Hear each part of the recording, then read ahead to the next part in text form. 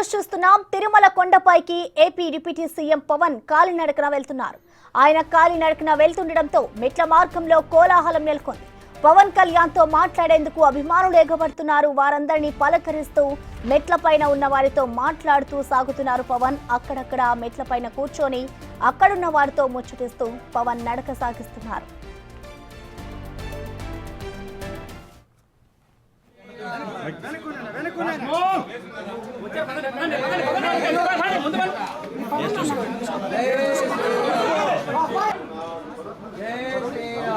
జై Sriram.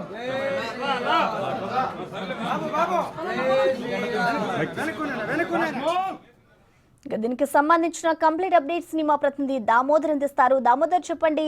Pawan AP deputy CM Pawan Kalyan అయితే మెట్ల మార్గం వద్ద తన పాదయాత్రను కొనసాగిస్తున్నారు తిరుమల శ్రీవారిని దర్శించుకునేందుకు. దీనికి సంబంధించిన డీటెయిల్స్ ఏ విధంగా ఉన్నాయి? ప్రస్తుతం అక్కడ పరిస్థితి ఎలా ఉంది Damodar? Prasanna, AP deputy CM Pawan Kalyan ప్రాయశ్చిత దీక్షలో భాగంగా అలిపిరి మెట్ల మార్గంలో తిరుమలకు వెళ్తున్నారు. రేపు ఆయన శ్రీవారి దర్శనం చేసుకున్నారు. అలిపిరి మార్గంలో సాయంత్రం 4:30కు ప్రారంభమైన ఆయన నడక ప్రస్తుతం 7వ మైలురాయి వద్ద హనుమంతుని విగ్రహం వద్ద దాటింది. అక్కడ నుంచి ఆయన నరసింహస్వామి ఆలయం మీదుగా వెళ్తున్నారు. వేలాది మంది మొదట్లో ఆయన అనుసరించినప్పటికీ పోలీసులు, అదేవిధంగా జనసేన కార్యకర్తలు వారందరినీ వెనక్కి వెళ్ళమని చెప్పారు. దీంతో ప్రస్తుతం ఒక 100 మందికి పైగా ఆయన అనుసరిస్తున్న పరిస్థితి. అయితే ఎక్కడికెక్కడ భక్తులు ఆయన్ను కలిసి ఆయనతో మాట్లాడుతున్న పరిస్థితి. కొంత ఏదైతే గాలిగోపురం వరకు ఎక్కడానికి కొంత ఇబ్బంది పడినప్పటి నుంచి అక్కడ నుంచి సులువుగానే పవన్ కళ్యాణ్ తన యాత్రను కొనసాగిస్తున్నారు. దీంతో పాటు ఎక్కడికెక్కడ కార్యకర్తలు కలిసిన భక్తులతో మాట్లాడుతున్నారు. అదేవిధంగా మాట్లాడుతున్న సందర్భంలో టీటీడీలో జరిగిన మార్పుల గురించి కూడా ఆయనకు వారు చెప్తున్న పరిస్థితి. మొత్తం మీద ఆయన మరో 2 గంటల్లో తిరుమల చేరుకోనున్నారు. తిరుమల చేరుకున్న తర్వాత నేరుగా ఒక ప్రైవేట్ వసతి గృహంలో ఆయన బస చేస్తారు. ఆ తర్వాత రేపు ఉదయం శ్రీవారి దర్శనం చేసుకుంటున్నారు. అయితే ముందుగా ఆయన రహదారి మార్గంలో వెళ్తారని భావించారు. ఎయిర్పోర్ట్ నుంచి నేరుగా అలిపిరి వద్దకు చేరుకున్న ఆయన మరి వెంటనే వెనుదిరిగి పద్మావతి వసతి గృహానికి చేరుకున్నారు తిరుపతిలోనే. ఆ తర్వాత తిరిగి వచ్చి ఒక 15 నిమిషాల తర్వాత తిరిగి వచ్చి అక్కడి నుంచి తన అలిపిరి నడకయాత్రను ప్రారంభించారు.